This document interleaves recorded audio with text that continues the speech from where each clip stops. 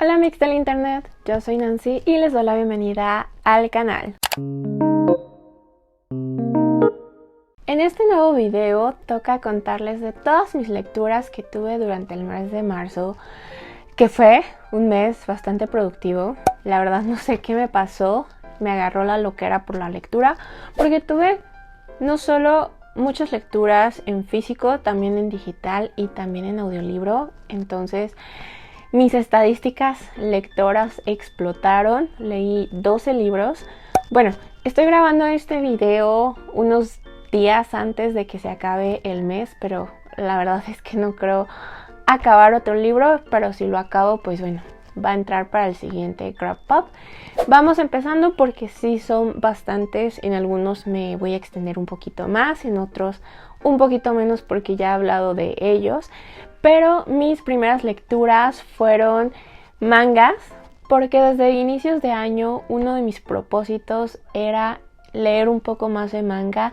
No lo había hecho hasta el momento y estos mangas yo ya los conocía porque me acuerdo que cada vez que iba al Sanborns ahí siempre estaban en la sección de mangas y me llamaban mucho la atención por su portada, por los colores tan bonitos que tienen y porque tiene una de las ilustraciones más preciosas de un perrito que haya visto. Y obviamente yo lo quería, pero pues era muy joven, todavía no tenía dinero propio, entonces siempre lo dejaba para después. Pero les estoy hablando del volumen 1 y 2 de el manga de El perro guardián de las estrellas, escrito por Takashi Murakami. Y no me digan que no les da ternura con solo ver esa portada. Que aquí vamos a conocer la historia de Happy, que es un perrito que desde cachorro fue adoptado por una niña, pero que después esa familia a la que él llegó se fue desintegrando por varios problemas que tenían. Entonces vamos a ver cómo Happy pues va tomando todos estos cambios en su familia. Y en el volumen 2 vamos a encontrar también a otro perro llamado Happy, nada más que en este volumen vamos a ver a un poco más de personajes que por ahí, si bien no forman parte como del mismo círculo, de una u otra forma se van a terminar juntando. No quiero decirles mucho de estas historias porque tampoco los quiero predisponer a algo. Solo les diré que si son como yo, de que historia con perrito que ves, historia en la que terminas llorando, estos volúmenes son así. Y estas historias, cuando las terminé de leer, lo único que hicieron es que tuviera unas enormes ganas de ir y abrazar a mis perritos y tratar de regresarles un poco de todo el amor que me brindan. Entonces, si te gustan los perritos, si eres amante de los animales, te va a gustar. Mi siguiente lectura fue este poemario que se llama Luces y Latidos de Luis Castillejos, que este fue un libro que pude conseguir en la FIL Guadalajara del año pasado. Es un poemario ilustrado y eso fue lo que me llamó la atención y que hizo que lo comprara. Aparte que si recuerdan, pues el mes pasado estuve explorando mucho este género de la poesía y pues para no perder la costumbre me quise animar con este libro. Aquí básicamente son poemas que nos van contando la historia de una pareja. Vamos a ver cómo se enamoran, cómo va fluyendo su relación y después tristemente cómo es que terminan.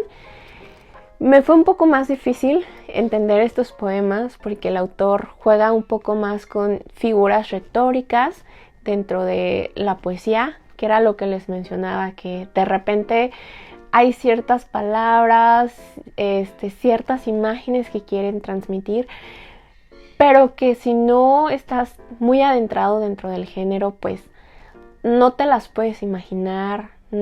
Es más difícil como encontrar su significado.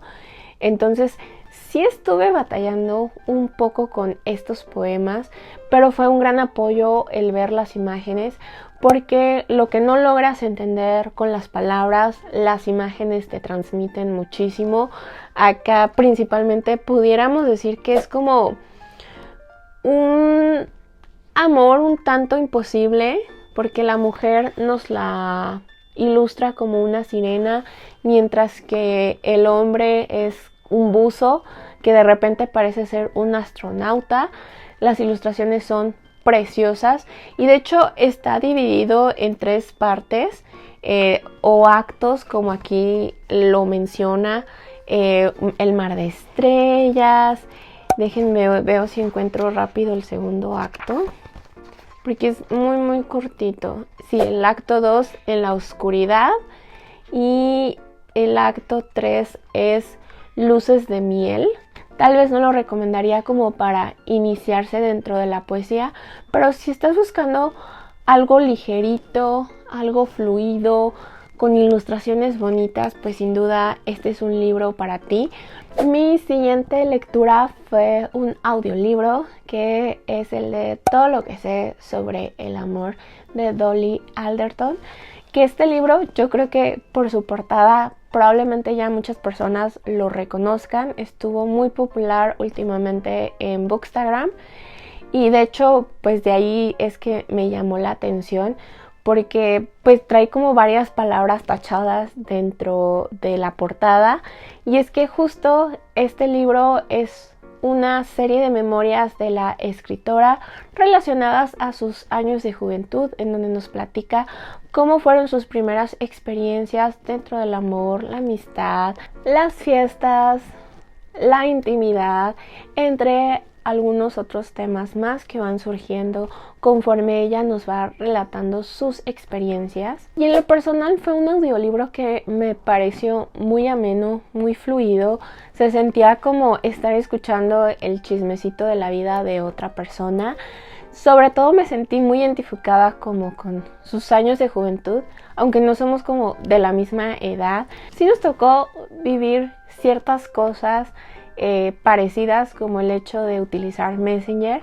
Me hizo rememorar esos años, y en otros, conforme nos empieza a hablar de cómo fue su experiencia con sus primeros novios, después ya siendo adulta, lo conflictivo que fue para ella el encontrar como su rumbo, que era lo que estaba buscando para su vida personal, pero también dentro de una pareja.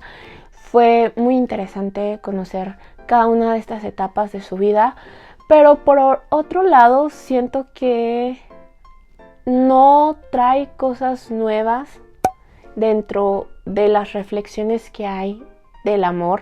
Si buscas algo un poco más profundo, yo recomendaría el de Bell Hooks. Les voy a poner la portada. Y aquí es más como de, mira, yo viví esto y esto fue lo que aprendí. Entonces, de repente sí me parecía un poco aburrido. Ya estaba como deseando a ver a qué horas terminaba de hablar de ese tema y pasaba a algo que me fuera más interesante. Pero pues tampoco puedo decir que la pasé mal. Mi siguiente lectura fue un poquito más, diríamos, ad hoc al mes.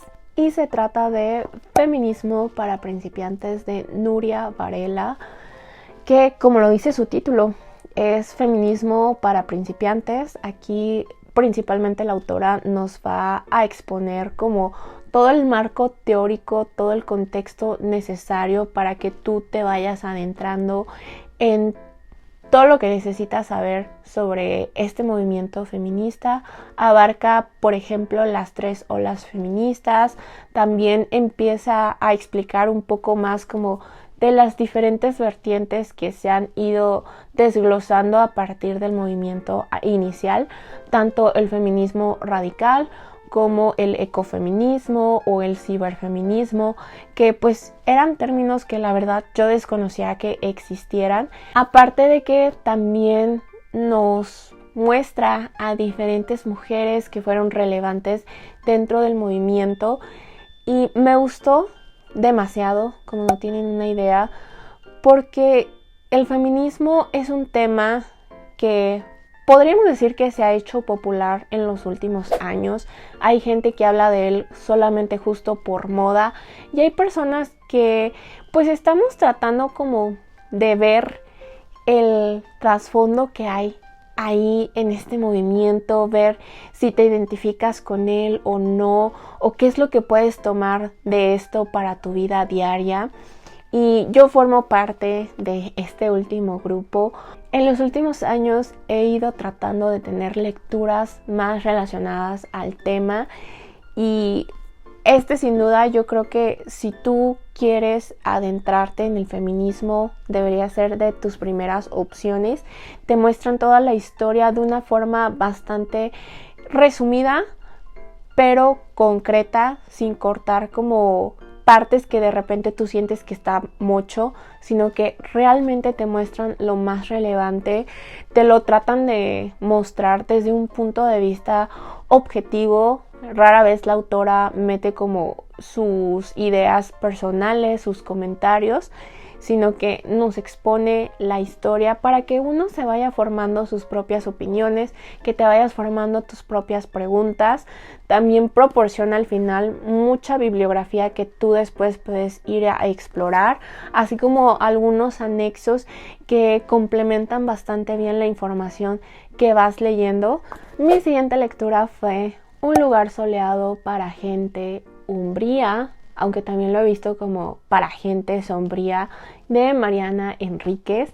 Este es su más reciente libro, lo pude disfrutar en audiolibro y este es una antología de relatos en donde Mariana Enríquez, muy fiel a su estilo, que si ya la has leído con anterioridad sabrás que Mariana le gusta mucho explorar el terror, pero desde un ámbito más cotidiano, mezclando algunos elementos sobrenaturales con lo violenta que puede ser la realidad, que pues aquí Mariana explota ese dicho de que la realidad supera la ficción por mucho, y es que en la mayoría de los relatos vamos a encontrarnos algunas figuras paranormales, como los fantasmas, pero que su objetivo no es como tal asustarnos por los fantasmas, sino por asustarnos con lo que provocó a esos fantasmas. Les pongo el ejemplo del primer relato, o al menos del que más se me quedó grabado, y es de una mujer que ve fantasmas, pero siempre son fantasmas que murieron de alguna forma violenta. Entonces a ella la buscan como para deshacerse de estos seres porque son molestos en el día a día. Pero aquí lo que Mariana busca es criticar por qué esos fantasmas son molestos en nuestro día a día. Y no necesariamente es porque estos fantasmas asustan, sino que perturban la normalidad en la que tratamos de vivir, pues para sobrellevar el día a día, cuando hay muchas veces que no es posible volver a esa normalidad, especialmente cuando vives en un entorno bastante violento, en donde el día a día son los asaltos, son el peligro constante de si vas a regresar o no a tu casa. Y como esos más, vamos a encontrar relatos aquí. ¿Qué les digo? Mariana Enríquez es una genia, me encanta, no voy a dejar de recomendarla. Sé que su tipo de terror o de horror no es para todo el mundo, pero sin duda alguna es una autora que por lo menos una vez en la vida te tienes que dar la oportunidad de leerla. De hecho, yo diría que hasta el momento de los libros de relatos que he leído de Mariana Enríquez, este es por mucho mi favorito por la gran variedad de temas que toca. Pero ya pasando a lecturas un poquito más tranquilas, leí Cuentos de diosas griegas para niñas poderosas, escrito por Nayeli Ríos. Este es un libro para un público infantil. Si alcanzan a ver el tamaño de la letra y las ilustraciones, se dan cuenta fácilmente de esto. Y como lo dice su título, vamos a conocer la historia de diferentes diosas griegas de una forma bastante resumida, como muy directa al grano, porque Nayeli nos presenta cuál es la representación de cada una de estas diosas, cuál es su mito como más relevante, y al final como una especie de moraleja o enseñanza de que es lo que nos invita a cada una de estas diosas. Por ejemplo, pues lo poderoso que puede ser la relación entre una madre e hija, y así sucesivamente con cada una de las historias que nos vamos a encontrar aquí. Yo lo disfruté bastante, fue muy rápido de leer, pero yo siento que como para disfrutarlo todavía mejor, lo recomiendo leer como en compañía justo de una pequeña, un pequeño, para poderles cultivar, para irles motivando, incentivando pues este amor por los libros. Y ya una vez acabada esa pausa de esas lecturas tranquilitas, relajantes, bonitas, pasé a algo un poquito más extremo y escuché el audiolibro de Ser Devorado de Sarah Tanlinger, que esto ya lo había visto muy recomendado últimamente tanto en Bookstagram como en Booktube, especialmente por mi queridísima tocaya del canal Nancy Books, que lo recomienda porque lo calificó con 5 estrellas, que fue una de sus mejores lecturas, porque aquí nos vamos a encontrar la historia de una mujer que se empieza a obsesionar con los buitres y con la idea de cómo es que ellos se alimentan. Entonces vamos a ver cómo poco a poco va a ir cediendo a estos deseos que ella tiene por convertirse en este tipo de aves. También vamos a ver cómo es su relación con su novia actual, y por medio de esta relación yo creo que podemos ver como esa parte moral de que sabemos que la protagonista tiene pensamientos bastante extraños, que cualquiera los escucharía y diría que esa persona está perdiendo la cabeza, está perdiendo la cordura. Pero por otro lado, podemos también explorar un poco más la psique de nuestra protagonista, viendo cómo también ella se debate entre lo moralmente correcto y lo que no es correcto. Es una historia bastante cortita y a mi punto de vista al principio sí me estaba perdiendo un poco. Ya me había mentalizado más o menos lo que me podía encontrar dentro de esta historia, porque se hace mención de que hay ciertos elementos de gore. Entonces como que ya iba con cierto cuidado y al principio como que no me daba nada de lo que estaba buscando. Pero luego, ¡zas!, llegan las últimas páginas del libro y me cerraron la boca por completo.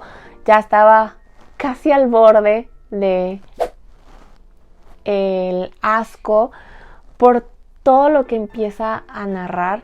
De solo acordarme, mi mente fabrica las imágenes y me vuelve a provocar las mismas emociones.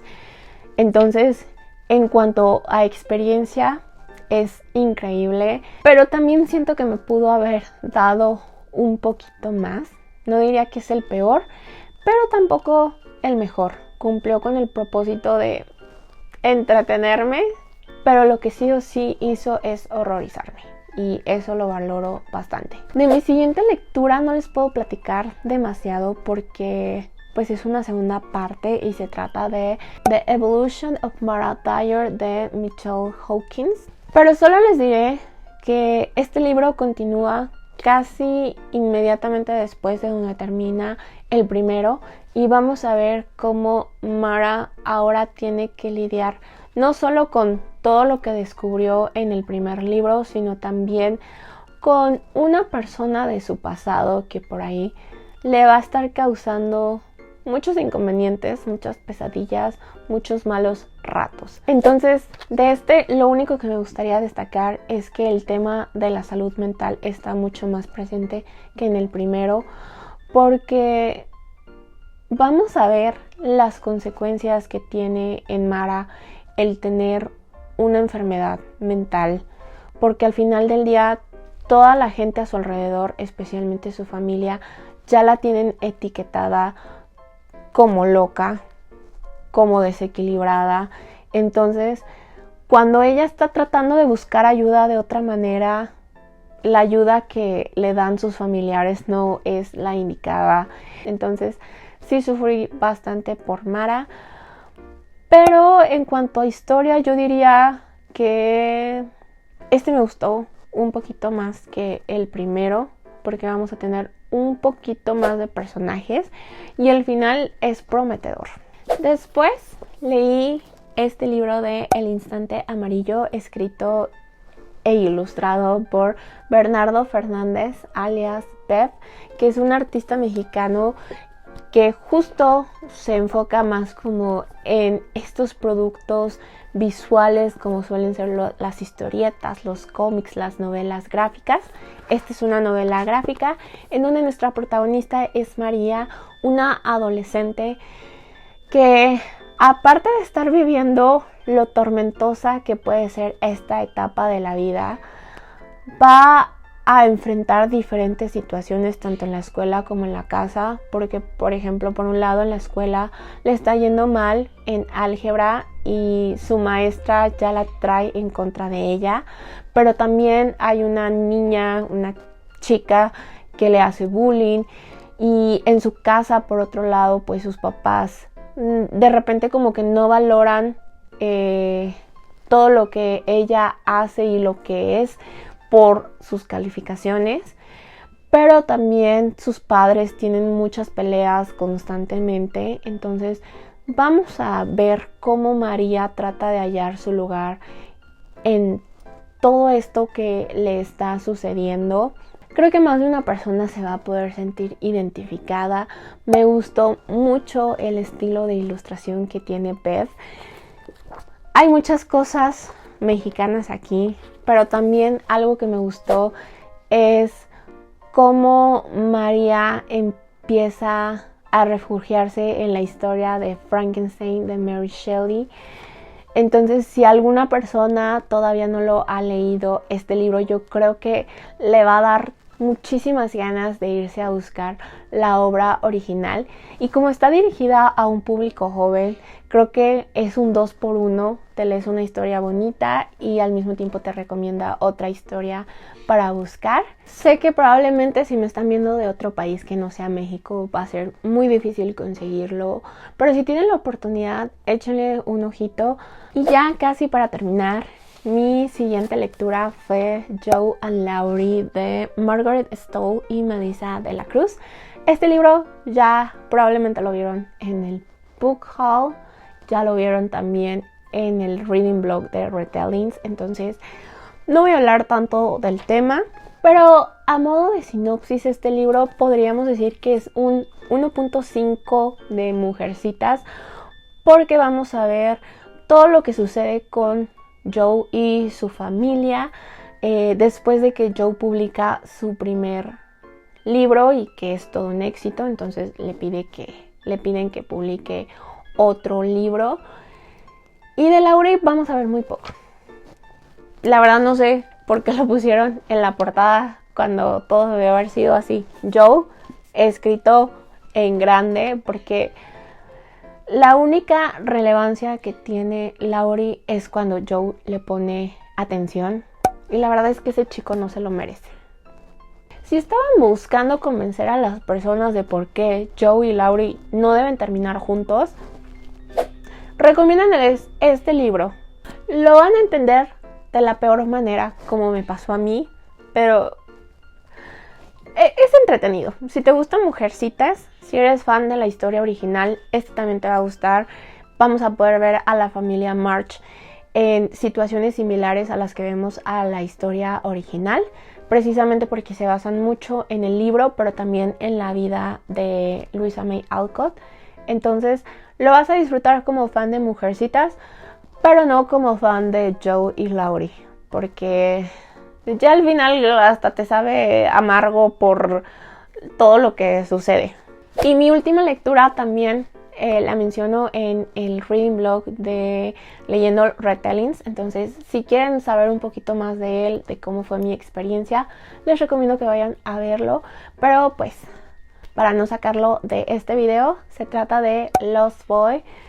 Y déjenme leerles porque viene como acompañado de un texto que te hace entender de qué va. Y es The True History of Captain Hook de Christina Henry. Que este libro no está en español, pero pues básicamente es como el niño perdido, la historia verdadera del Capitán Garfio. Eso resume súper bien de lo que va este libro, porque vamos a ver cómo el Capitán Garfio en un inicio fue el primer niño perdido que Peter Pan trajo a la isla.